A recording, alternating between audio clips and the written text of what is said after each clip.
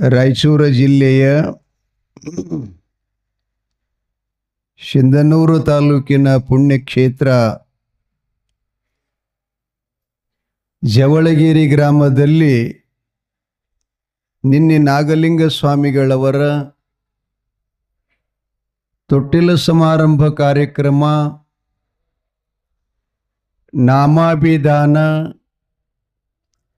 ಜೋಗುಳ ಪದ್ಯಗಳೊಂದಿಗೆ ಪುರಾಣ ಮಂಗಲ್ಗೊಳ್ತು.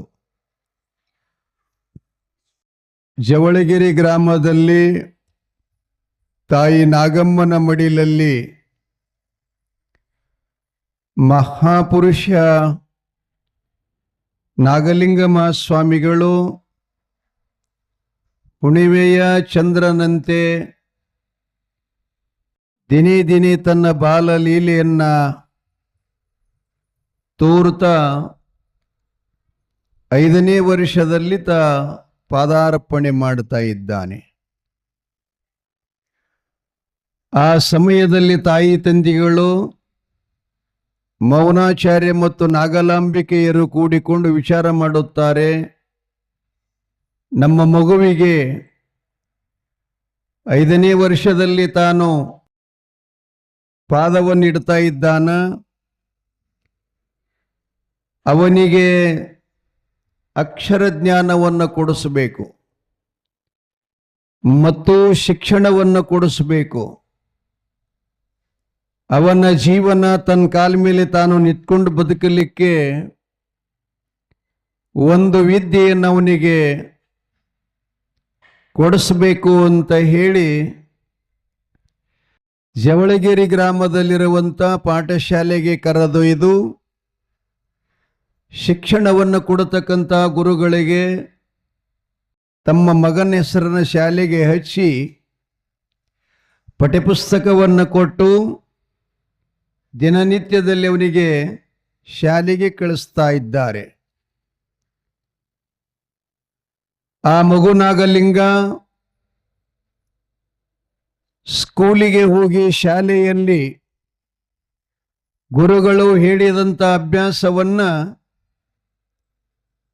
ಬಹಳ ಶ್ರದ್ಧೆಯಿಂದ ಆಲಿಸ್ತಾ ಇದ್ದ. ಶಿಕ್ಷಣ ಅಂತಂದ್ರೆ ಜೀವನದಲ್ಲಿ ಅತ್ಯಮೂಲ್ಯವಾಗಿರತಕ್ಕಂಥದ್ದು. ಶಿಕ್ಷಣ ಇಲ್ಲಂತಂದ್ರೆ ನಾವು ಈ ಬದುಕಿನಲ್ಲಿ ಕಣ್ಣು ಇದ್ದು ಕುರುಡರಂತೆ ಬದುಕುವಂತ ನಮ್ಮ ಜೀವನದ ಗತಿಯಾಗುತ್ತದೆ. ಆದ್ದರಿಂದ ತಾಯಿ ತಂದೆಗಳಾಗಿರ್ತಕ್ಕಂಥವ್ರು ಮಕ್ಕಳನ್ನ ಹೆತ್ತ ಮೇಲೆ ಅವರ ಜೀವನದಲ್ಲಿ ಎರಡನ್ನ ನಾವು ಕಲ್ಪಿಸಿಕೊಡುವುದು ಬಹಳ ನಮ್ಮ ಕರ್ತವ್ಯ ಅದು. ಒಂದನೇದು ಮಕ್ಕಳಿಗೆ ಚೆನ್ನಾಗಿ ಸಂಸ್ಕಾರವನ್ನು ಕೊಡುವುದು, ಆ ಬಳಿಕ ಆ ಮಕ್ಕಳಿಗೆ ಒಳ್ಳೆಯ ಪರಿಸರವನ್ನು ಕೊಡುವುದು, ಆ ಬಳಿಕ ಅವನಿಗೆ ಅಕ್ಷರಾಭ್ಯಾಸವನ್ನ ಮಾಡಿ 64 ವಿದ್ಯೆಗಳಲ್ಲಿ ಯಾವುದಾದರೂ ಒಂದು ವಿದ್ಯೆಯನ್ನ ಅವ ಸಾಧಿಸಬೇಕು. ಸಾಧಿಸಿ ತನ್ನ ಕಾಲ ಮೇಲೆ ತಾನು ನಿಂತ್ಕೊಂಡು ಬದುಕನ್ನ ಪ್ರಾಮಾಣಿಕವಾಗಿ ಸಂಸ್ಕಾರ ಪೂರಿತವಾಗಿ ಉಪಕಾರದ ಸ್ಮರಣೆಯನ್ನ ಅವನಲ್ಲಿರಬೇಕು. ಅಂಥ ಜವಾಬ್ದಾರಿಯನ್ನ ಮಕ್ಕಳು ಬರೇ ಸಾಲಿಗೆ ಹೋಗ್ಯಾವ ಅಂತೇಳಿ ತಿಳ್ಕೊಂಡು ನಾವು ಮನ್ಯಾಗ ಕಣ್ಣು ಮುಚ್ಚಿ ನಿದ್ದೆ ಮಾಡಬಾರದೆಂದು ತಾಯಿ ತಂದೆಗಳು ಸರಿಯಾದ ಸಮಯಕ್ಕೆ ಶಾಲೆಗೆ ಹೋಗುತ್ತಾನೋ ಇಲ್ಲವೋ, ಅಥವಾ ಶಾಲೆಯಲ್ಲಿ ಗುರುಗಳು ಹೇಳಿರ್ತಕ್ಕಂಥ ಅಭ್ಯಾಸವನ್ನ ಅದು ಕರೆಕ್ಟವಾಗಿ ಮನೆಯೊಳಗೆ ಬಂದು ಮಾಡ್ತಾನೆ ಇಲ್ಲ, ಇದನ್ನ ಪರಿಗಣಿಸುವ ಕರ್ತವ್ಯ ನಮ್ಮದ್ರಿ. ಎಲ್ಲರಿಗೆ ಹೇಳೋದು ಮಾತು. ಕಾರಣ ಅಂದ್ರೆ ಪಾಲಕರೆಲ್ಲ ಶಿಕ್ಷಕರ ಮೇಲೆ ಬಹಳ ಅವಲಂಬನೆ ಮಾಡ್ಕೊಂಡಿರ್ತಿರ್ತಾರ. ಮಾಸ್ತರ ಹಾಂಗ್ ಮಾಡ್ದ ಹಿಂಗ್ ಮಾಡ್ದ, ಸರಿ ಕಲಿಸಂಗಿಲ್ಲ, ಹಂಗ ಹಿಂಗಂತ ಅನೇಕ ತೊಂದರೆಗಳನ್ನು ಹೇಳ್ತಾ ಇದ್ದಾರೆ. ಮಕ್ಕಳು ಮನೆಗೆ ಬಂದ ಮೇಲೆ ಶಾಲೆಯೊಳಗಿರುವುದು ಬಹಳ ಅಂದ್ರೆ 8 ತಾಸು, 24 ತಾಸಿನೊಳಗ ಮಕ್ಕಳು ನಮ್ಮ ಹತ್ರ ಎಷ್ಟಿರ್ತಾರೆ ಮತ್ತು ಶಾಲೆಯೊಳಗೆ ಎಷ್ಟಿರ್ತಾರೆ ಇದನ್ನು ನಾವು ಮಕ್ಕಳ ಬಗ್ಗೆ ಬಹಳ ಕಾಳಜಿ ವಹಿಸ್ಬೇಕ್ರಿ. 8 ತಾಸು ಕಡಿದ ಬಳಕ ನಂಬಲ್ಲಿ ಎಷ್ಟು ತಾಸು ಇರ್ತಾರಪ್ಪ ಅವರು? ಬಸವಣ್ಣಪ್ಪ ಯಪ್ಪ ಸ್ವಾಮಿಗಳ 16 ತಾಸು ನಂಬಲ್ಲಿ ಇರ್ತಾರ. 16 ತಾಸಿನೊಳಗೆ 8 ತಾಸು ಮನ್ಕೊಳಕ್ಕೆ ಎಷ್ಟು ತೆಗೆದು ಬಿಡುನ್ರಿ. ಅದ್ರಾಗ ಎಷ್ಟು ಉಳಿತ್ರಿ? ಈಗ 8 ತಾಸು ಉಳಿತು. 8 ತಾಸಿನೊಳಗೆ ಊಟ ಮಾಡ್ಲಿಕ್ಕೆ 2 ತಾಸು ತೆಗೇನ್ರಿ ಅವ್ರಿಗೆ. ಒಟ್ಟು 4 ಸಲಾರಿ ಉಳ್ಳಿ 2 ಸಲಾರಿ 3 ಸಲ ಊಟ ಮಾಡಲಿ. ಆ 2 ತಾಸು ಮಾತ್ರ ಊಟದೊಳಗೆ ತೆಗೇನ್ರಿ. ಇನ್ನೆಷ್ಟು ಉಳಿದೋಪ?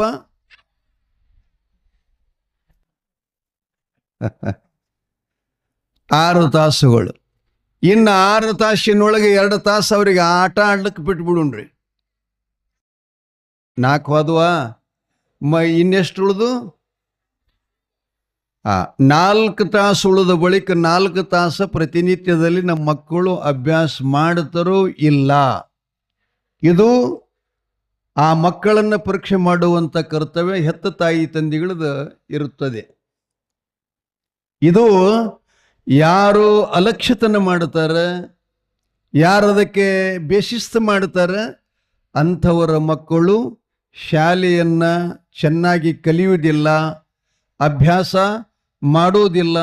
ನೀವೆಲ್ಲ ಖರ್ಚು ಮಾಡೋದೆಲ್ಲ ಅದು ವೆಸ್ಟೇಜವಾಗಿ ಮಣ್ಣುಪಾಲಾಗಿ ಹಾಳಾಗಿ ಹೋಗುತ್ತದೆ.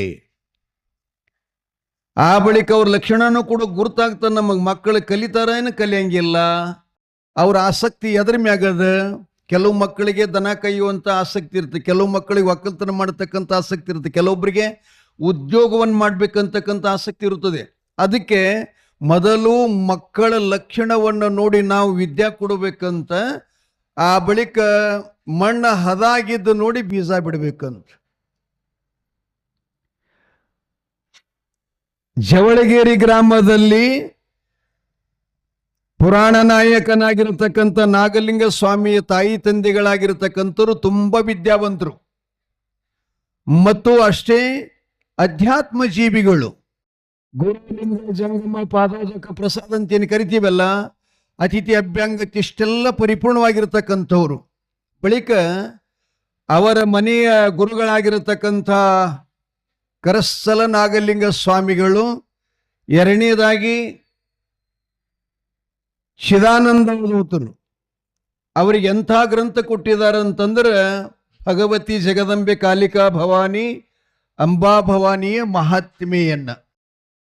ಅದನ್ನ ನಮ್ಮ ಜೀವನದಲ್ಲಿ 18 ಅಧ್ಯಾಯಗಳನ್ನು ನಾವು ಪರಿಪಾಠ ಮಾಡಿದ್ದೇ ಆದ್ರೆ ನಮ್ಮ ಸ್ವರೂಪದ ಜ್ಞಾನ ನಮಗಾಗೇ ಬಿಡುತ್ತದೆ. ಆದ್ರೇನು, ಅದು ಮಾತ್ರ ಗುರುಮುಖೇನಾಗಬೇಕು. 2 ಗ್ರಂಥಗಳನ್ನು ಅವರು ಅಧ್ಯಯನ ಮಾಡಿ ಪರಿಪೂರ್ಣವಾಗಿರತಕ್ಕಂಥ ಜ್ಞಾನ ಮಾಡಿಕೊಂಡು ಮಗನಿಗೆ 3 ಮಕ್ಕಳ ಮೊದಲಿನವ್ರು ಇದ್ರಲ್ಲ, ಇದ್ರೂ ಕೂಡ ನಾಗಲಿಂಗನ ಮೇಲೆ ಬಹಳ ಪ್ರೀತಿ ಇತ್ತಂತವ್ರದ್ದು. ನಿಮ್ಗೆ ಗುರ್ತಿದೆ ಅದೆಲ್ಲ, ಸಣ್ಣ ಮಗನ ಮೇಲೆ ತಾಯಿ ತಂದೆ ಬಹಳ ಪ್ರೀತಿ ಇರ್ತದಂತ. ಒಬ್ಬ ಮಗ ಇದ್ದಂದ್ರೆ ಪರವಾಗಿಲ್ಲ ಬಿಡ್ರಿ, ಅವನ ಮೇಲೆ ಇರ್ತೈತಿ. ಹಾಗಾಗಿ ಅವನ ಮೇಲೆ ಹೆಚ್ಚಿನ ಪ್ರೀತಿ ಇತ್ತು. ಇರುವುದರಿಂದ ಅವನಿಗೆ ತಾವು ಏನ ದೇವಿ ಮಹಾತ್ಮೆ ಮತ್ತು ಜ್ಞಾನ ಸಿಂಧು ಅಭ್ಯಾಸ ಮಾಡಿದರಲ್ಲ, ಅದರೊಳಗಿರತಕ್ಕಂಥ ಎಲ್ಲ ಕೋಶವನ್ನು ಮಗನಿಗೆ ಶಾಲೆಯಿಂದ ಬಂದ ಕೂಡಲೇ ಅದನ್ನೆಲ್ಲ ಅಭ್ಯಾಸ ಕೊಡ್ತಾ ಇದ್ದರಂತೆ. ಮುಂದೆ ಮಗು 7ನೇ ವರ್ಷದಲ್ಲಿ ಪಾದಿಡ್ತಾ ಇದ್ದಾನ. 7ನೇ ವರ್ಷದಲ್ಲಿ 7 ವರ್ಷನವದಾದ ಮೇಲೆ ಆ ಅಕ್ಕಸಾಲಿಗ ಸಮಾಜದಲ್ಲಿ, ವಿಶ್ವಕರ್ಮ ಸಮಾಜ ಅಥವಾ ಬ್ರಾಹ್ಮಣ ಸಮಾಜದಲ್ಲಿ ಏನಿರ್ತಂದ್ರೆ ಮಕ್ಕಳು 7 ವರ್ಷದ ಆದ ಬಳಿಕ ಅವ್ರಿಗೆ ಇನ್ನೊಂದು ಸಂಸ್ಕಾರ ಕೊಡ್ತಾರವರು, ಉಪನಯನ ಅಂತ ಹೇಳಿ. ಆ ಸಮಯದಲ್ಲಿ 3 ದಾರಿನ ಜನವರಿ ಹಾಕ್ತಾರೆ. ಬಳಿಕ 24 ವರ್ಷಕ್ಕೆ ಅಥವಾ 21 ವರ್ಷಕ್ಕೆ ಮದುವೆ ಆದ ಬಳಿಕ ಅವು 3 ಕೂಡಿ ಒಟ್ಟು 6 ಎಳಿ ದಾರಿನ ಜನವರಿ ಅವರಿಗೆ ಹಾಕ್ತಾ ಇರ್ತಿರ್ತಾರೆ. ಅವರ ಕುಲ ಪುರೋಹಿತರನ್ನ ಗುರ್ತು ಮಾಡಿಕೊಂಡು ಅವ್ರನ್ನ ಮನೆಗೆ ಕರೆಸಿ ಲಗ್ನ ಮಿತಿ ಇರ್ತಾವಲ್ಲ ಇಂಥ ತಾರೀಖನ್ನು ನಿಶ್ಚಯ ಮಾಡಿ ನಾಗಲಿಂಗಪ್ಪನನ್ನ ಜವಳಗಿರಿ ಗ್ರಾಮದಲ್ಲಿ ನಾಗಮ್ಮ ಮತ್ತು ಮೌನಾಚಾರ್ಯ ಇರುವರು ಕೂಡಿಕೊಂಡು ಮಗನ ಉಪನಯನ ಕಾರ್ಯಕ್ರಮ ಮಾಡಿ ಅವನಿಗೆ ಗುರುಗಳಿಂದ ಆಶೀರ್ವಾದ ಮಾಡಿಸಿ ಗುರುದೀಕ್ಷೆಯನ್ನು ಕೊಟ್ಟು ಗುರುಗಳು ಆ ಮಗುವಿನ ಲಕ್ಷಣ, ದೇಹದ ತೇಜಸ್ಸು, ಮುಖದ ಕಾಂತಿ ಮತ್ತು ವಿದ್ಯದ ಪ್ರಭುತ್ವ ಇದನ್ನೆಲ್ಲ ನೋಡಿ ಅವರು ಕೂಡ ಬಹಳ ಹರುಷಾರಾಗ್ತಾ ಇದ್ದಾರೆ. ಮಾನಪ್ಪನಿಗೆ ಮತ್ತು ನಾಗಮ್ಮರಿಗೆ ಹೇಳ್ತಾ ಇದ್ದಾರಮ್ಮ, ಇಂಥ ಮಗುನ ಹೆತ್ತಿದ್ದುದು ಬಹಳ ಅಪರೂಪ. ನಿಮ್ಮ ಜೀವನ ಅಷ್ಟೇ ಅಲ್ಲ, ಇಡೀ ಭಾರತ ದೇಶವನ್ನು ಬೆಳಗತಕ್ಕಂಥ ಈ ಮಗು ಆಗುತ್ತಾನೆ.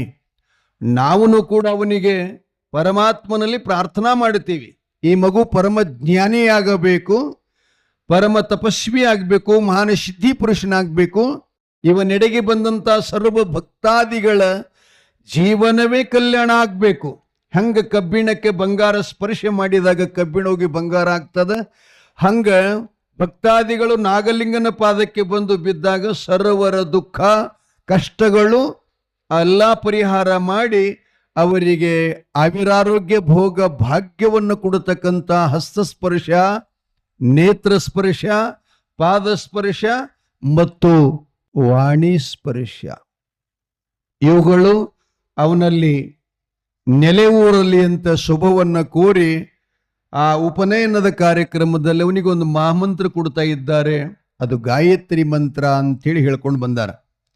ಗಾಯತ್ರಿ ಮಂತ್ರ ಅಂತಂದ್ರೆ ನೀವು ಯಾವಾಗರ ಕೇಳ್ತಿದ್ರಲ್ಲ, ಓಂ ಭೂರ್ಭುವಸ್ವಃ ತತ್ಸವಿತುರ್ವರೇಣ್ಯಂ ಭರ್ಗೋ ದೇವಸ್ಯ ಧೀಮಹಿ ಧಿಯೋ ಯೋ ನ ಪ್ರಚೋದಯಾತ್. ಇದು ಗಾಯತ್ರಿ ಮಂತ್ರ. ಇದನ್ನ ನಾಗಲಿಂಗನಿಗೆ ಗುರುಗಳು ಉಪದೇಶ ಮಾಡಿದ್ರು. ಆ ಬಳಿಕ ತಂದೆಯಾಗಿರತಕ್ಕಂಥ ಮೌನಾಚಾರ್ಯರು ನನ್ನ ಮಗ ಇನ್ನ ಗುರುಹಸ್ತ ಅವರ ಮಸ್ತಕಕ್ಕೆ ಸ್ಪರ್ಶವಾಗಿ ಕರ್ಣದ್ವಾರದಲ್ಲಿ ಮಹಾಮಂತ್ರನ ಉಪದೇಶಿಸಿ ದೀಕ್ಷೆಯನ್ನು ಪಡ್ಕೊಂಡು ಉಪನಯನ ಕಾರ್ಯಕ್ರಮ ಮುಗೀತು. ಇನ್ಮೇಲೆ ಜ್ಞಾನ ಸಿಂಧು ಗ್ರಂಥವನ್ನು ಅವನಿಗೆ ಅಧ್ಯಯನ ಮಾಡಕ್ಕೆ ಕೊಡಬೇಕು ಅಂತ ತಂದೆಯು ಬಹಳ ಪ್ರೀತಿಯಿಂದ ತನ್ನ ಮಗನಿಗೆ ಆ ಗ್ರಂಥವನ್ನು ಪಾರಾಯಣ ಮಾಡುವಂಥ ಪದ್ಧತಿ. ಬಳಿಕ ಕಾಲಿಕಾ ಭವಾನಿ ಪೂಜೆ ಹೇಗೆ ಮಾಡಬೇಕು, ಯಾವಾಗ ಮಾಡಬೇಕು, ಮಾಡುವಂಥ ವಿಧಾನಗಳು ಇವುಗಳು ಕೂಡ ತನ್ನ ಮಗನಿಗೆ ಕಲಿಸ್ಕೊಡುತ್ತಾನೆ. ಎಲ್ಲ ತಾಯಿಂದ್ರೆ ಭಾಳ ಗಮನ ಇಟ್ಟು ಕೇಳಬೇಕು. ನಮ್ಮ ಮಕ್ಕಳಿಗೆ ಹಿಂಗೆ ಏನಾದರೂ ನಾವು ಕೊಟ್ಟಿವಿ ಏನಂತ ನಿಮಗೆ ನೀವೆಲ್ಲರೂ ಅದನ್ನು ಹೆಸರುಪಡಿಸ್ಕೊಳ್ಬೇಕು. ಇಲ್ಲಿ ನಾಗಲಿಂಗಪ್ಪನ ತಾಯಿ ತಂದೆಗಳು ಮಗನಿಗೆ ಕೊಟ್ಟಂಥ ಸಂಸ್ಕಾರ ಇದರಲ್ಲಿ ಒಂದರೆ ನಮ್ಮ ಮಕ್ಕಳಿಗೆ ಕೊಟ್ಟಿವಿ ಇಲ್ಲ ಅಂತಕ್ಕಂಥದ್ದು ನಾವೆಲ್ಲ ಗಮನ ಮಾಡ್ಕೋಬೇಕು.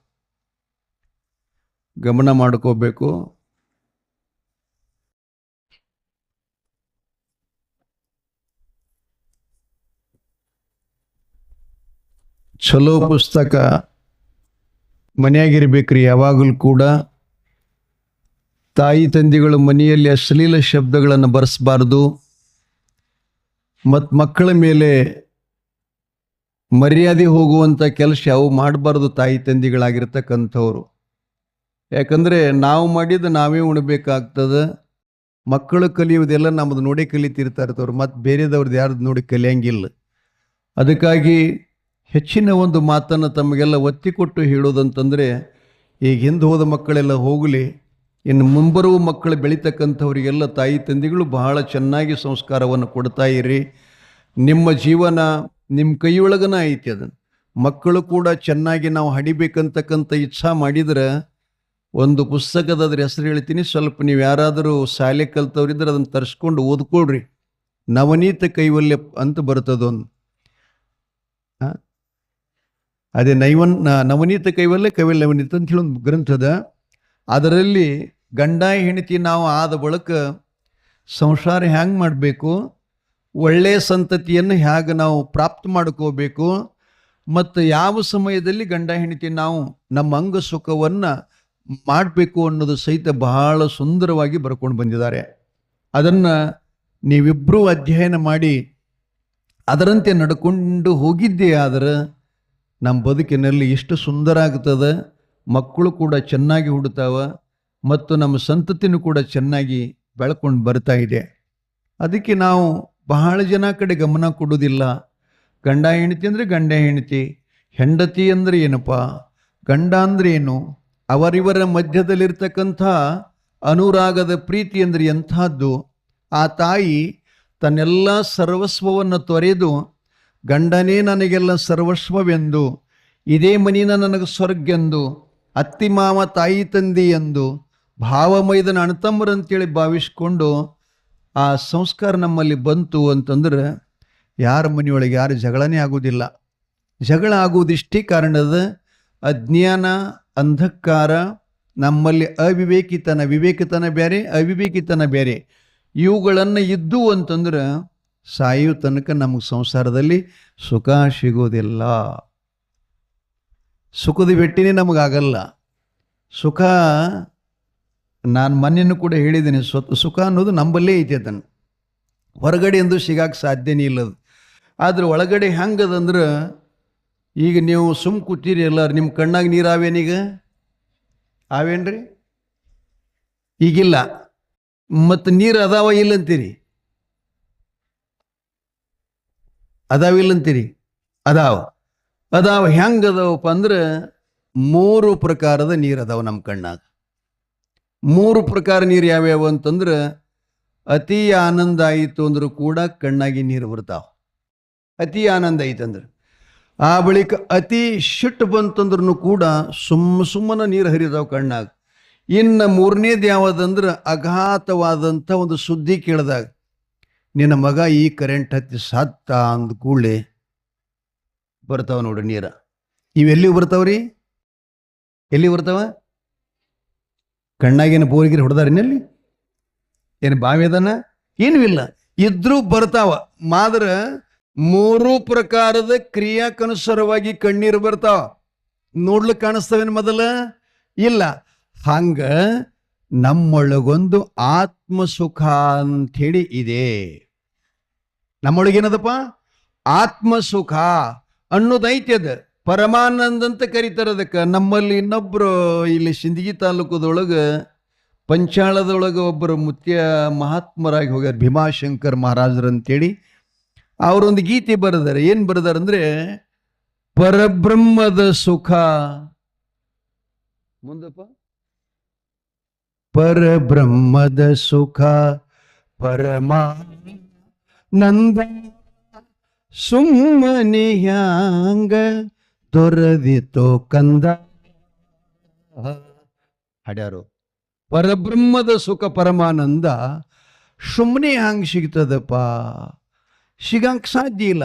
ಇವು ಹೆಂಗೆ ಒಂದೊಂದು ಕರ್ಮಾನುಸಾರವಾಗಿ ಕಣ್ಣಾಗಿ ನೀರು ಬರುತ್ತವಲ್ಲ, ಹಂಗ ಅವ್ಯಕ್ತವಾಗಿರತಕ್ಕಂಥ ಪರಮಾತ್ಮ, ಅವ್ಯಕ್ತವಾಗಿರತಕ್ಕಂಥ ಆತ್ಮ, ಅವ್ಯಕ್ತವಾಗಿರತಕ್ಕಂಥ ಸತ್ಯವಸ್ತು, ಅವ್ಯಕ್ತವಾಗಿರತಕ್ಕಂಥ ಸುಖ, ಆನಂದ, ಅದು ಸಿಗಬೇಕಾಗಿತ್ತು ಅಂತಂದ್ರೆ ಅದಕ್ಕೊಂದು ಸಾಧನೆ ಅಂತ ಕರ್ಕೊಂಡು ಬಂದಾರ.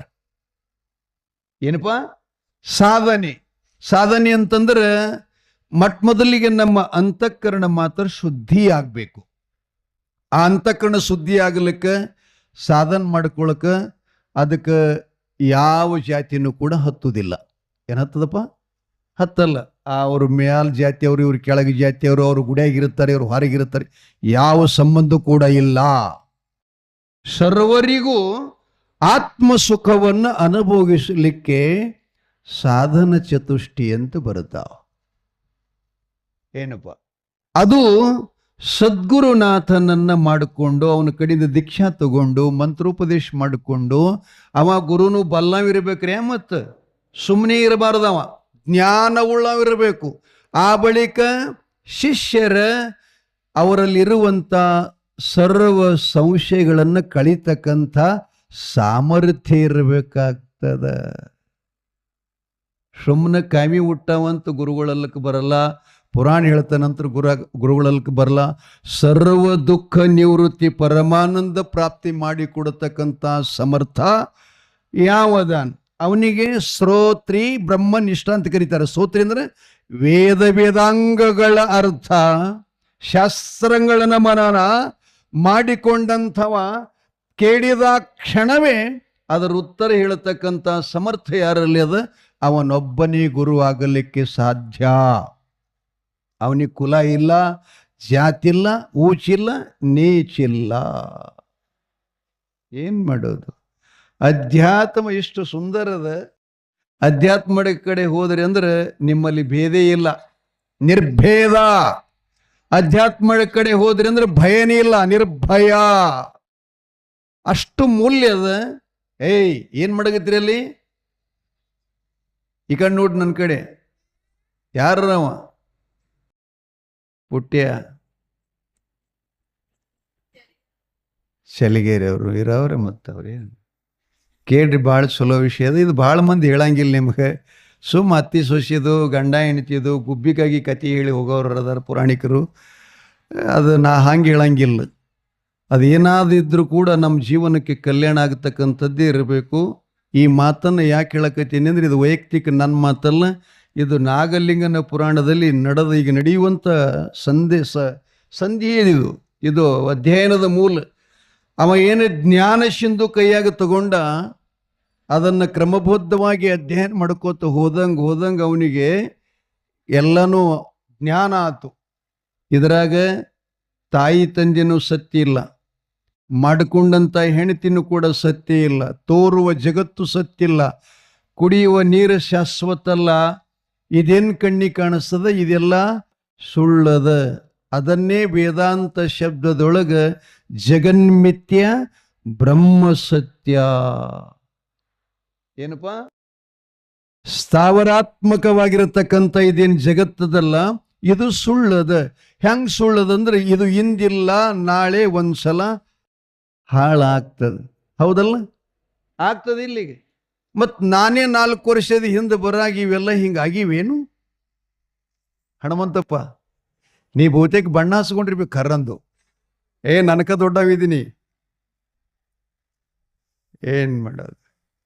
ಇದು ಜಗತ್ತಿನ ನಿಯಮದ ಆವರ್ತನಶೀಲ ಜಗತ್ತು ಅಂತ ಕರೀತಾರೆ. ಆವರ್ತನ ಅಂದ್ರೆ ಈಗ ಇದ್ದದ್ದು ಇನ್ನೊಂದು ಘಳಿಗೆಗೆ ಇರುವುದಿಲ್ಲ.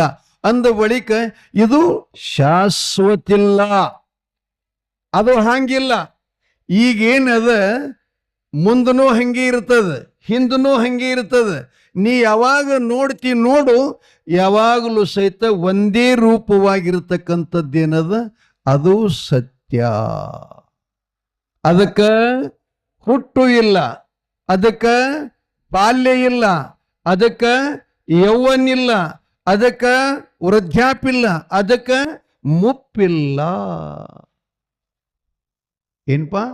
ಮುಪ್ಪಿಲ್ಲ. ಅದನ್ನೇ ಮಹಾದೇವಿ ತನ್ನ ವಚನದೊಳಗೆ ಹೇಳ್ತಾಳೆ. ಏನ್ ಹೇಳ್ತಾಳಪ್ಪ? ಅವ್ರ ತಾಯಿ ಕೇಳಿದ್ಲಂತ ಸುಮತಿನಿಲ್ಲೋ ಬಸವಾಕಿನ ಹೆಸರು, ಅವ್ರ ತಾಯಿ ಹೆಸರು ಅಕ್ಕಮಾದೇವಿ ತಾಯಿ ಹೆಸರು ಸುಮತಿ. ನಿರ್ಮಲ ಶೆಟ್ಟಿ, ಹೌದಲ್ಲ? ಮಲ ನಿರ್ಮಲ. ಮಲ ಅಂದ್ರೆ ಹೊಲಸ, ನಿರ್ಮಲ ಅಂದ್ರೆ ಹೊಲಸಾಗಲಾರ್ದು. ಹೆಸರು ಹೆಂಗವ ನೋಡ್ರಿ. ಮತಿ ಸುಮತಿ. ಸುಮತಿ ಅಂದ್ರೆ ಒಳ್ಳೆಯ ಜ್ಞಾನ, ಮತಿ ಅಂದ್ರೆ ಬುದ್ಧಿ, ಅಂದ್ರೆ ಒಳ್ಳೆಯದು. ಸುಮತಿ ಕೇಳಿದ್ಲಂತ ಮಗಳಿಗೆ, ಏನ ಈ ಉಡತಡಿ ಪಟ್ಟಣದ ಮಹಾದೊರೆ ಸಾರ್ವಭೌಮ ಚಕ್ರವರ್ತಿಯಾಗಿರತಕ್ಕಂಥ ಕೌಶಿಕ ನಿನ್ನ ಯೌವನದ ವಯಸ್ಸಿನ ಸೌಂದರ್ಯಕ್ಕೆ ಮರೆ ಹೊಕ್ಕು ಅರಮನೆಯ ರಾಣಿಯನ್ನಾಗಿ ನಿನ್ನ ಸ್ವೀಕಾರ ಮಾಡ್ಬೇಕಂತ ಶತಪ್ರಯತ್ನ ಮಾಡಿದ್ದಾನೆ. ಅವನು ವಲ್ಲ ಅಂತ ಕರಿತಿ. ಆ ಮಲ್ಲ ಎಂತಿಯಲ್ಲ, ಅವ ಎಲ್ಲಿರ್ತಾನೆ, ಹೆಂಗಿರ್ತಾನೆ, ಎಂಥವ ಅಂತ ಕೇಳಿದ್ಲಂತಕಿ. ಅವಾಗ ಮಹಾದೇವಿ ಹೇಳಿದ್ಲಂತ, ಅಮ್ಮ ನನ್ನ ಗಂಡ ಹೆಂಗದಾನಂದ್ರೆ ಇವ ಸಾಯ್ತಾನೆ. ಇವೇನು ಹೇಳತ್ತಿಲ್ಲ ಕೌಶಿಕ, ಇವ ಸಾಯ್ತಾನ. ಆದರೆ ಇವನು ಸಿಂಹಾಸನ ಖಾಯಮಲ್ಲ. ಇವನಿಕಿತ್ತ ಬಲಿಷ್ಠ ಯಾವರೇ ಬಂದ ಅಂದ್ರೆ ಇವನು ಒದ್ದಿ ಕೆಳಗೆ ಕೆಡವಿ ಅದ್ರ ಮೇಲೆ ಮತ್ತೊಬ್ಬ ಕೂಡಕ್ಕೆ ಬರ್ತಾನ. ನನ್ನ ಗಂಡ ಹಂಗಲ್ಲ. ಆಕೆ ಹೇಳ್ತಾಳ, ಒಡಲಿಲ್ಲದ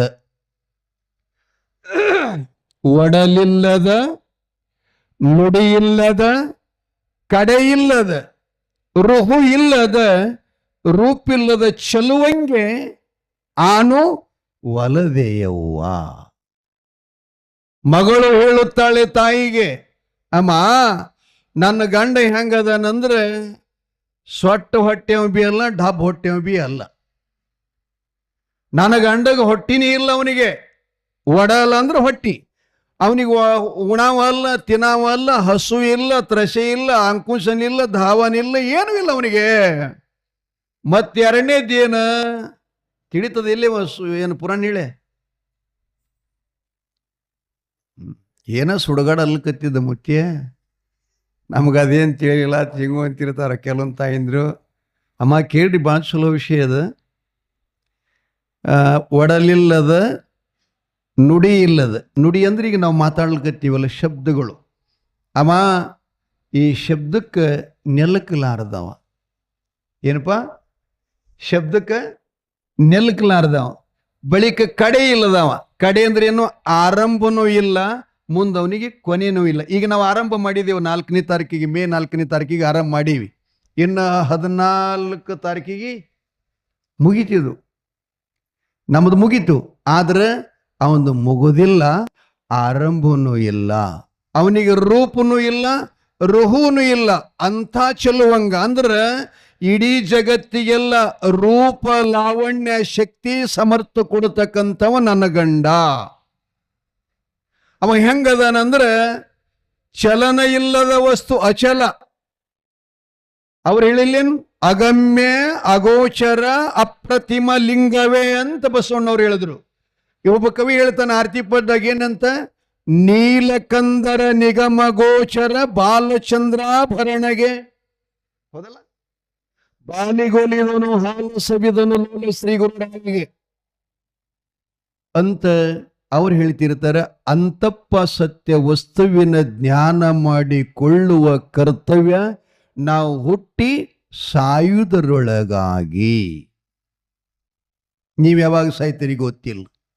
ಒಂದು ಹೊಟ್ಟೆಗೆ ಸತ್ತು ಬಂದದು, ಹೊರಗೆ ಬಂದ ಬಳಕ ಒಂದು ಸತ್ತದು, 1 ತಿಂಗಳು ಬದುಕೊಂದು ಸತ್ತದು, 6 ವರ್ಷ ಬದುಕೊಂದು ಸತ್ತದು, ಇನ್ನೇನು ಅಕ್ಷತ ಹಾಕಬೇಕು ಅನರ್ದಾಗನು ಒಂದು ಸತ್ತೈತಿ. ಅದಕ್ಕಿದು ಯಾವಾಗ ಸಾಯ್ತದ ಗೊತ್ತಿಲ್ಲ. ಇದನ್ನ ನೀ ಮೊದಲು ತಿಳ್ಕೊ. ಎಲ್ಲ ಮಾಡಂತ ನಾವ ಮದುವೆ ಮಾಡ್ಕೋ, ಮಕ್ಕಳ ಹಡಿ, ಸಂಪತ್ತು ಗಳಿಸು, ಹೊಲ ತಗೋ, ಮನಿ ತಗೋ, ರಾಜ್ಯ ಮಾಡು, ಏನೆಲ್ಲ ಮಾಡು. ಆದರೆ ಹೋಗುವಾಗ ನೀ ಯಾರದಿ ಅನ್ನೋದು ಪಕ್ಕಾ ಪತ್ತಾ ತಗೋ. ನಂತರ ನಿನ್ನ ನಿಜವಾದಂಥ ಸುಖ ಯಾವುದನ್ನ ತಿಳ್ಕೋ. ಬಲ್ಲಿದ ಗುರುವಿನ ಅವ್ರು ಹೇಳಂಗಿಲ್ಲ, ಗಂಡನ ಮಾಡಿಕೊಂಡೆ ಅಂತ ಒಬ್ಬ ಬರಿತಾನ. ಇನ್ನೊಬ್ಬೇನು ಬರಿತಾನ? ಗಂಡನ ಸುಖವ ಎನಗ ತೀರಿತವ್ವ, ನೆರಮನಿ ಸುಳ್ಯರ ಅಂಜಿಕೆ ಬಾಳವ್ವ. ಇದು ಕಡಿಕೋಳ ಮುಡಿವಳಪ್ಪ. ಇವರೆಲ್ಲ ಹೇಳಿದ್ರು. ನೆರ್ಮನಿ ಸುಳ್ಯರ ಅಂದ್ರೆ ಏನಿದ್ರ ಅರ್ಥ? ಲೌಕಿಕವಾಗಿ ಶಬ್ದ ಬಳಸ್ಯಾರ. ಸುಳ್ಯರಂದ್ರೆ ಒಳಗಿರತಕ್ಕಂಥ ದುಷ್ಟ ಗುಣಗಳು, ದುಶ್ಚಟಗಳು ಇವೇನದಾವಲ್ಲ, ಅವರಿಗೆ ಸುಳ್ಯರು ಅಂತ ಅವ್ರು ಕರ್ಕೊಂಡು ಬಂದಿದ್ದಾರೆ. ಅವ್ರ ಅಂಜಿಕೆ ನಾವು ನೀಗಬೇಕಾದ್ರೆ ಅಂದಸಾವ ಯಾವದಾನ ಅವನು ಹಿಡ್ಕೋಬೇಕಾಗ್ತದೆ. ಹಂಗ ನವಲಗುಂದದ ನಾಗಲಿಂಗ ಸ್ವಾಮಿಯು 7ನೇ ವರ್ಷದಲ್ಲಿ ಗಾಯತ್ರಿ ಮಂತ್ರವನ್ನು ಗುರುಗಳಿಂದ ಸ್ವೀಕರಿಸಿ ಅದನ್ನು ಪ್ರತಿನಿತ್ಯದಲ್ಲಿ ಪಠಣ ಮಾಡುತ್ತಾ ತಂದೆ ತಾಯಿಗಳು ಎತ್ತಿಕೊಟ್ಟಂತ ಜ್ಞಾನ ಸಿಂಧು ಗ್ರಂಥವನ್ನು ಅಧ್ಯಯನ ಮಾಡುತ್ತಾ ಅವನಿಗೆ ಪ್ರಶ್ನೆ ಬರ್ಲಿಕ್ಕತ್ತ ಅವನ ಮನುಷ್ಯಗೆ, ಅವನಿಗೆ ಇದು ಮನುಷ್ಯ ಜನ್ಮ ಯಾಕೆ ಬಂದೈತಿ, ಎದಕ್ಕೆ ಬಂದೈತಿ, ಮಾಡುವುದೇನದ, ತಿಳ್ಕೊಳ್ಳೋದೇನದ, ಇದು ಯಾವಾಗ ಸಾಯ್ತದ, ಯಾವಾಗ ಇದಕ್ಕೆ ತ್ರಿತಾಪಗಳು ಕೂಡ ಬರ್ತಾವ. 3 ತಾಪಗಳದಾವ್ರೆ ಮನುಷ್ಯನಿಗೆ, ಪ್ರತಿಯೊಬ್ಬರಿಗೆ ಅದಾವ 3 ತಾಪಗಳು. ನನಗೂ ಅದ, ನಿಮಗೂ ಅದ, ಎಲ್ಲರಿಗದ. ದೇಹ ಧಾರಣ ಮಾಡಿ ಎಷ್ಟು ಜನ ಬಂದಾರ ಅವರಿಗೆಲ್ಲ 3 ತಾಪಗಳು. ಅಧ್ಯಾತ್ಮ, ಅಧಿದೈವ, ಇನ್ನೊಂದಪ್ಪ ಆದಿಭೂತ್. ಅಂದ್ರೆ ನಿಮಗೆ ತಿಳಿಯಂಗೆ ಹೇಳಬೇಕಂದ್ರೆ ಮನುಷ್ಯನಿಗೆ ಜಡ ಆಪತ್ತು ಬರ್ತಾವಂತ ಒಂದು ಭಯ ಇರ್ತದೆ. ಅರ್ಥದಿಲ್ಲ ಭಯ. ಏನೂ ಬರಬಾರ್ದಪ್ಪ ಕರ್ಣಿಸಿದ್ದ ಅಂತ ನಾವು ಬೇಡ್ಕೋತೀವಲ್ಲ ದಿನಂಪ್ರತಿ. ಬೇಡ್ಕೊಂಡ್ರು ಬಿಟ್ಟದೇನದು? ಬಿಟ್ಟಿಲ್ಲ. ಯಾಕೆ ಬಿಟ್ಟಿಲ್ಲ? ನಾವು ಹಿಂದೆ ಮಾಡಿದ ಕರ್ಮಾನುಸಾರವಾಗಿ ನಮಗೆ ಜಡ್ಡ ಬಂದು ಆಪತ್ತು ಬಂದು ನಮಗೆ ರೋಗಕ್ಕೆ ತುತ್ತು ಮಾಡಿನೂ ದುಃಖ ಕೊಡ್ತದೆ. 2ನೇದೇನಪ್ಪ ಅಂತಂದ್ರೆ ಇವೇನು ಹುಲಿ, ಕರಡಿ, ಹಾವ, ಚೇಳ ಅಂತಕ್ಕಂಥ ಭಯ ಅದ. ಆ ನಂತರ ನಿಸರ್ಗ, ಈ ಗುಡುಗು ಸಿಡಲು ಗಾಳಿಗಳು ಸಿಕ್ಕಾಗ ನಾವು ಸಾಯ್ತೀವಿ ಅಂತಕ್ಕಂಥ ಭಯ ಏನದಲ್ಲ, ಇದು ಎಲ್ಲರಿಗದ. ಈ ತ್ರಿತಾಪಗಳಿಂದ ನೀಗಬೇಕಾಗ್ತದ. ನೀಗಬೇಕು. ಅವ ನೋಡಕತ್ತೇನವ ಏನಂತ, ಇದು ಯಾಕೆ ಸಂಸಾರ ಅಂದ್ರೇನು, ಆ ಬಳಿಕ ಜೀವ ಮತ್ತು ಈ ಜೀವವನ್ನ ನಿರ್ಮಾಣ ಮಾಡಿದಂಥ ಒಬ್ಬ ಇದ್ರಿಬೇಕಲ್ಲ. ಏನಪ್ಪ, ಈ ಜೀವ, ಈ ದೇಹ, ಈ ಸೃಷ್ಟಿ ನಿರ್ಮಾಣ ಮಾಡಿದಂಥ ಒಬ್ಬ ಇದ್ರಿಬೇಕಲ್ಲ. ಅಂದ ಬಳಿಕ ಅವ ಎಲ್ಲಿರ್ತಾನ, ಹೆಂಗಿರ್ತಾನ, ಎಂಥವದಾನ, ಇದು ನೋಡ್ಬೇಕನ ಅಂತ ನಾಗಲಿಂಗಪ್ಪ ಜ್ಞಾನ ಸಿಂಧು ಅಧ್ಯಯನ ಮಾಡಾಗ ಈ ದುಃಖ ಯಾಕೆ, ಈ ಮುಪ್ಪ ಯಾಕೆ ಮತ್ತು ಈ ಕಷ್ಟ ಯಾಕೆ, ರೋಗ ರುಜಿಗಳು ಬರಲಿಕ್ಕೆ ಮೂಲ ಕಾರಣ ಏನು, ಆ ಮೂಲದರ ಬೇರನ್ನು ನಾನು ತಿಳ್ಕೋಬೇಕು ಅಂತಂದ್ರೆ ನನ್ನಿಂದ ನನಗೊಬ್ಬನಿಗೆ ತಿಳ್ಕೊಳಕ್ಕಾಗಲ್ಲ. ಇದಕ್ಕೊಬ್ಬ ಯಾವ್ರಿ ಬಂದು ಬಟನ್ ಓಪನಿಂಗ್ ಮಾಡಬೇಕಾಗ್ತದೆ. ಈ ಕರೆಂಟ್ ಅದ ಒಳಗೆಲ್ಲ, ಇದು ಪಂಕ ಬಂದ್ ಮಾಡಕ್ಕೂ ಬರ್ತದ, ಚಾಲು ಮಾಡ್ಲಿಕ್ಕೆ ಬರ್ತದೆ. ಅದ್ರ ಮ್ಯಾಗಪ್ಪ, ಅದ್ರ ಮ್ಯಾಲ ಬ್ಯಾಡ ಹಿಂಗೆ ಕೈಲಿ ಹೋಗಿ ಹಿಡಿದ್ರೆ ಏನಾಗ್ತದೆ.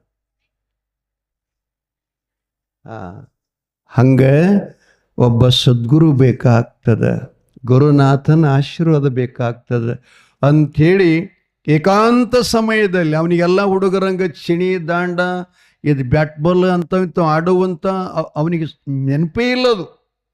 ಸದಾ ಧ್ಯಾನ ಮಾಡೋದು.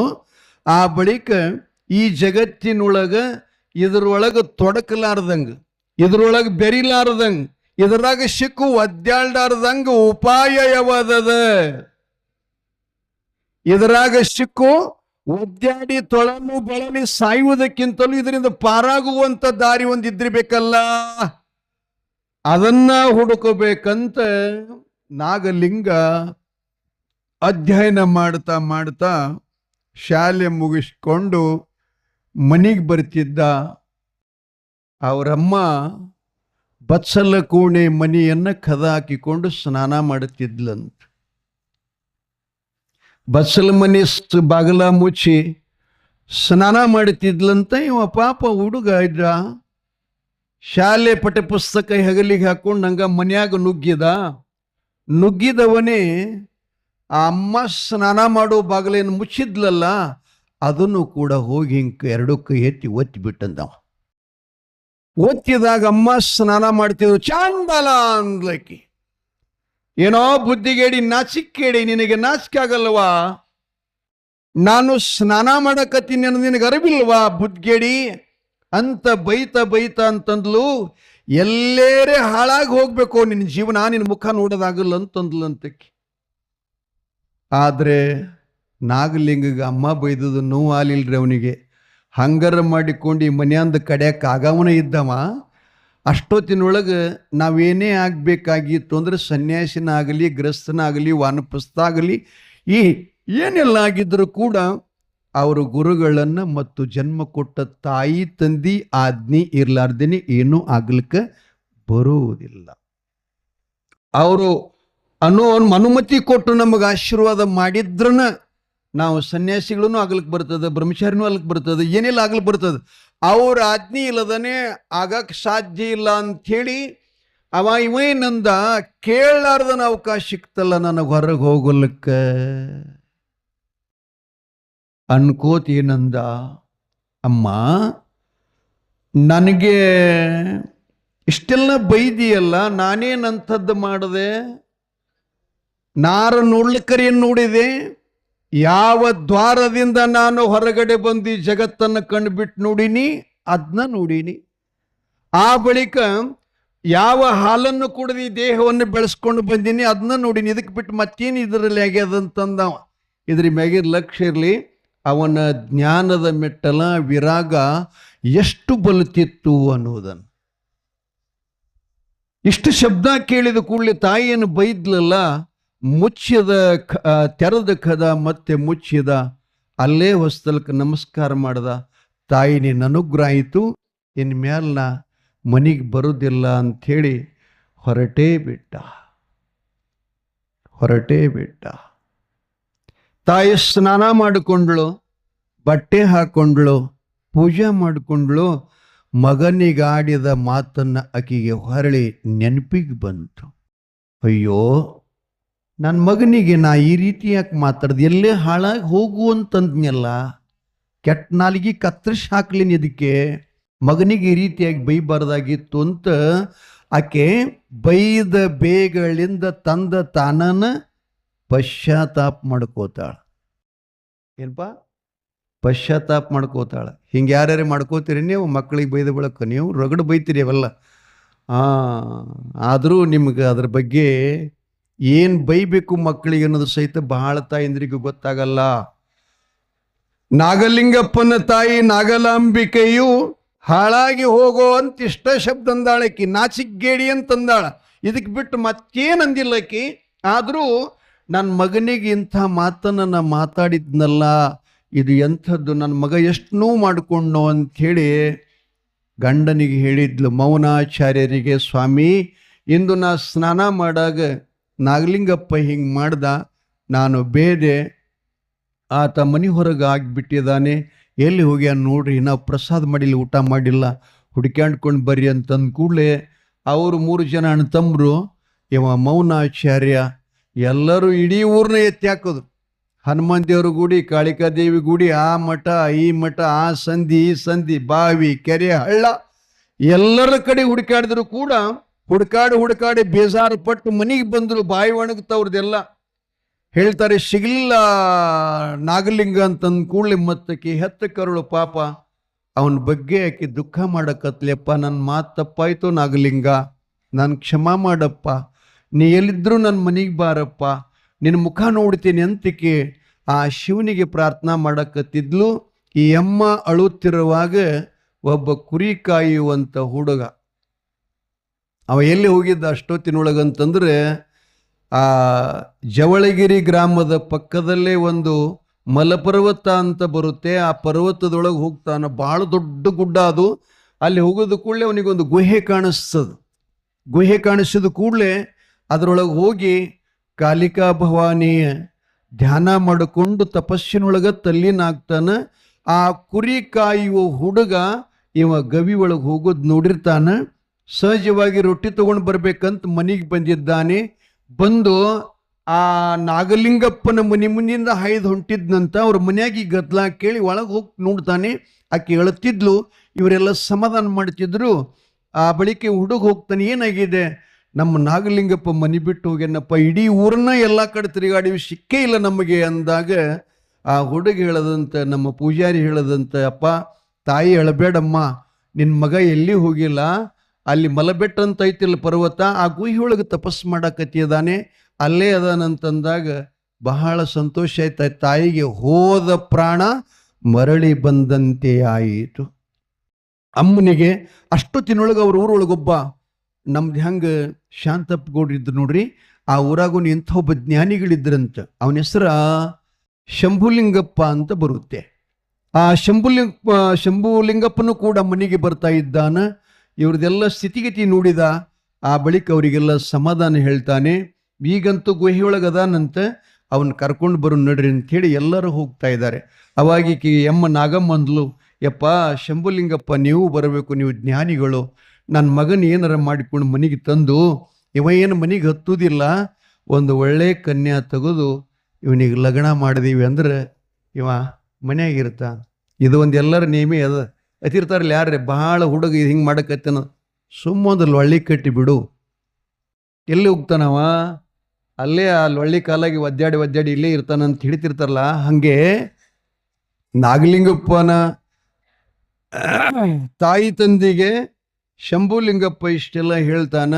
ಆ ಬಳಿಕ ಎಲ್ಲರೂ ಹೋಗ್ತಾರ. ಅವ ಧ್ಯಾನಾಸಕ್ತನಾಗಿ ಕೂತ್ಕೊಂಡಿದ್ದ. ಅವ ಸದ್ಗುರುನಾಥನ ಶೋಧ ಮಾಡಬೇಕಂತ ವಿಚಾರ ಮಾಡ್ತಾ ಇದ್ದಾನೆ. ನಾವೆಲ್ಲ ಬೇರೆ ಬೇರೆ ವಿಚಾರಗಳು ಮಾಡ್ತೀವಿ. ಅವ ಏನು ಮಾಡ್ಯಾನಂದ್ರೆ, ಮೊದಲು ಗುರುಗಳನ್ನು ಹುಡುಕಬೇಕು, ಅವ್ರ ಆಶ್ರಯ ಮಾಡ್ಕೋಬೇಕು, ಅವರಿಂದ ನಾನು ಈ ಜನ್ಮದ ಸಾರ್ಥಕತೆ ಮಾಡಿಕೊಳ್ಬೇಕು ಅನ್ನುವಂಥ ಸದೀಚ್ಛೆಯಿಂದ ಧ್ಯಾನ ಮಾಡ್ಕೊಂತ ಕುಂತಿದ್ದ. ಇವರೆಲ್ಲರೂ ಹೋಗಿ ಅವನ ಆ ಧ್ಯಾನವನ್ನು ಭಂಗ ಮಾಡಿ ಎಬ್ಬಿಸ್ಕೊಂಡು, ಅವರು ಏನು ಹೋಗಿದ್ರಲ್ಲ ಜೊತೆ ಶಂಭುಲಿಂಗಪ್ಪ ಅಂಥೇಳಿ, ಅವರು ಸ್ವಲ್ಪ ಅಧ್ಯಾತ್ಮ ಬಲ್ಲವರಿದ್ದರು. ಅವಾಗ ನಾಗಲಿಂಗಪ್ಪನಿಗೆ ಹೇಳ್ತಾರೆ, ಬುದ್ಧಿ ಮಾತನ್ನು ಹೇಳ್ತಿರ್ತಾರೆ. ಮತ್ತೆ ಯಾರೇ ಬಂದವ್ರು ಹೇಳ್ತಿರ್ತಾರಲ್ಲ, ಹಂಗೆ ಮಾಡ್ಬಿಡದಪ್ಪ ತಮ್ಮ, ತಾಯಿ ತಂದೆ ಮಾತನ್ನು ಕೇಳಬೇಕು, ಹಾಗೆಲ್ಲ ಮಾಡಬಾರ್ದು. ನೀನೇನು ಸನ್ಯಾಸಿನ, ನೀನೇನು ವೈರಾಗ್ಯ ಪುರುಷನ, ಸಣ್ಣ ಮಗು, ನೀ ಬೆಳಿಬೇಕು. ಕೊನೆಯದೇ ಹುಟ್ಟಿರ್ತಕ್ಕಂಥ ಮಗ, ನಿಮ್ಮ ತಾಯಿ ತಂದೆ ನಿನಗಾಗಿ ಎಷ್ಟು ಕಷ್ಟ ಮಾಡ್ತಾ ಇದ್ದಾರೆ. ಅದಕ್ಕೆ ನೋಡಪ್ಪ, ಈ ಜೀವನದೊಳಗೆ ಎಲ್ಲಕ್ಕಿಂತಲೂ ದೊಡ್ಡದಾದಂಥ ಆಶ್ರಮ ಯಾವ್ದಪ್ಪ?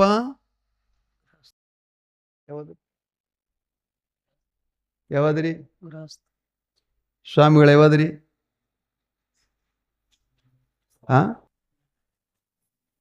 ಸುಮ್ಮ ಒಟ ಅನ್ಬಿಡ್ರಿ, ಬಾಯಾಗ ಹೇಳ್ಬಿಡ್ರಿ. ಯಾವ ಆಶ್ರಮ? 4 ಅದಾವ: ಬ್ರಹ್ಮಚಾರ್ಯ, ಗೃಹಸ್ಥ, ವಾನಪ್ರಸ್ಥ, ಸನ್ಯಾಸ. ಇದ್ರಾಗ ಯಾವತ್ತು ಸೋಲ್ರಿ? ಸನ್ಯಾಸಿ. ಶಬ್ಬಾಸಿಗೆ ಬರು 2 ಮಕ್ಕಳು ಹಿಡಿದು ಸನ್ಯಾಸಿ ಆಶ್ರಮ ಅಂತ ನೋಡ್ರಿ, ಹೆಂಗೆ ಮಾಡೋದು? ಅದ್ರ ಮುಂದಿನವ್ರು ಯಾರು ಮದುವೆನೇ ಆಗಿ ಬರ್ದೈತಿ ಅದ್ರ ಅರ್ಥ. ಪರವಾಗಿಲ್ಲ.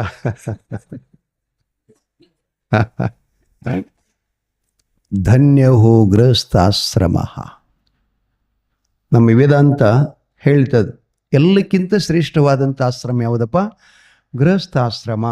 ಗೃಹಸ್ಥಾಶ್ರಮ ಐತೆ ಅಂತ ಹೇಳಿ ನಾನು ಪಶು ಪಕ್ಷಿ ಪ್ರಾಣಿ ಜಂಗಮ ಗುರು ಲಿಂಗ ಮಠ ಜಾತ್ರೆ ಉತ್ಸವ ಹರಿಹಬ್ಬ ದಿನಗಳು ಅವ ಗೃಹಸ್ಥ ಜೀವನ ಮಾಡಲಿಲ್ಲ ಅಂದ್ರೆ ಇವೆಲ್ಲ ಶೂನ್ಯ ಆಗ್ತಾವೆ. ಯಾರು ಕೊಡ್ತಾರೆ ದಾನ? ಯಾರು ಕೊಡ್ತಾರೆ? ಅವ ಮದುವೆ ಆಗಲಿಲ್ಲ ಅಂದ್ರೆ?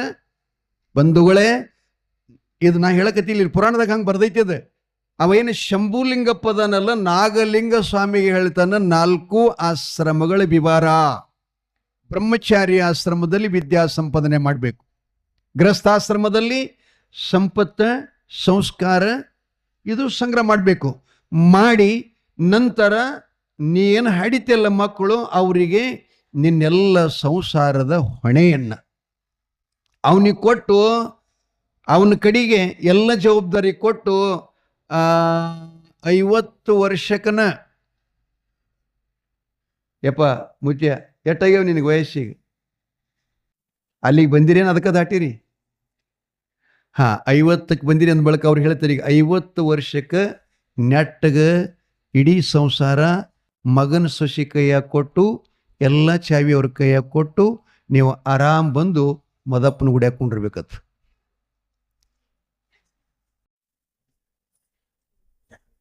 ಚಲೋ ಹೇಳ್ತಿಯಪ್ಪ, ಹಿಂಗೆ ಮಾಡಿ ಯಾರ್ದಾರೆ ಮನೆ ಮಣ್ಣಾಗ ಹಾಕಿ. ಚಲೋ ಪುರಾಣ ಹೇಳ್ತೇನೆ, ನಮ್ಮ ಮನೆ ಬಿಟ್ಟು ಹಿಂಗೆ ಹೋಗುತ್ತಾ ನೋಡುತ್ತವ್ರು.